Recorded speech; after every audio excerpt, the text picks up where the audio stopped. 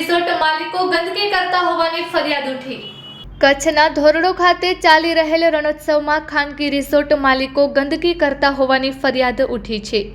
ભાડાપટ્ટા ઉપર અપાયેલ જમીનના લીઝ ધારકો નિયમો નેવે મૂકીને પાકા બાંધકામ કરી રહ્યા હોવાની સ્થાનિક લોકોએ કલેક્ટરને રજૂઆત કરી છે। વ્હાઇટ રણની પશ્ચિમ બાજુએ લીઝ ઉપર જમીનો ફાળવવામાં આવી છે, જે જમીન બંડીની હદ અને ફોરેસ્ટ ડિપાર્ટમેન્ટ દ્વારા નવસાધ્ય કરેલ ચરિયાણ જમીનો હોવાથી સ્થાનિક લોકોએ અગાઉ પણ તેનો વિરોધ નોંધાયો હતો। અહીં આવેલા રિસોર્ટ માલિકો નિયમોનો સરેઆમ ઉલ્લંઘન કરી પાકા બાંધકામ કરી રહ્યા છે। સાથોસાથ ગટરના પાણી અને કચરાનો ખુલ્લામાં નિકાલ કરીને ગંદકી ફેલાવી રહ્યા છે।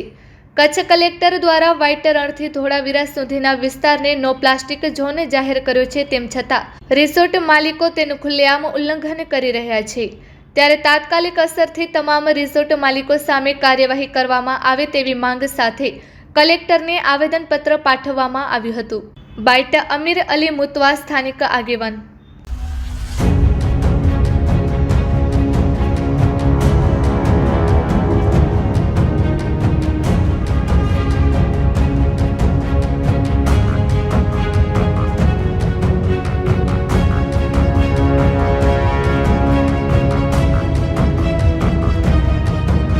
આજરોજ કલેક્ટર કચેરીએ આવેદનપત્ર માટે એ બાબતે આપવામાં આવ્યા હતા કે ત્યાં વ્હાઇટ રણ ગડુલી સાંતલપર રોડ જે કહેવાય છે, જે ખાવડા બાજુ માર્ગ જાય છે, એના ઉપર અમુક પ્રોપર્ટીઓને 100 ટેન્ટ ધરાવતા પ્રોપર્ટીઓને ગત વર્ષે કલેક્ટર દ્વારા અને વહીવટી તંત્ર દ્વારા મંજૂરી આપવામાં આવી હતી।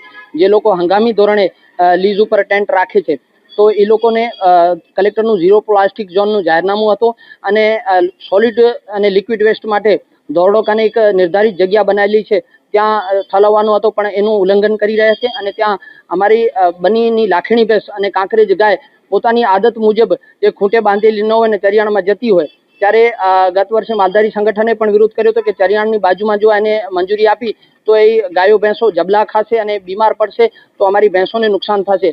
તો એવી જ રીતે આ વર્ષે એવું જ થયું કે ત્યાં ખુલ્લેઆમ કચરાના ઢગલા અને ફૂડ વેસ્ટ ઠલવવામાં આવે છે, તેમજ શોષ ખાડા પાકા નથી બનાવેલ, જાહેરમાં એમને પાણી જે દૂષિત એસિડ વાળું હોય છે એ પી જાય છે, તો એ ગાયો અને ભેંસોને નુકસાન થાય છે। એ બાબતે આજે રજૂઆત હતી। અને બીજી બાજુ કે આ લોકો રાજકીય વગ ધરાવતા છે, એમને કોઈ જાતની બીક નથી અને કલેક્ટરના જાહેરનામાનો ભંગ કરી રહ્યા છે, તો એમને ધાક બેસાડતો એક નિર્ણય લઈ અને એમની માન્યતા રદ કરી અને આગળ ખસેડવામાં આવે એવી અમારી માંગ હતી।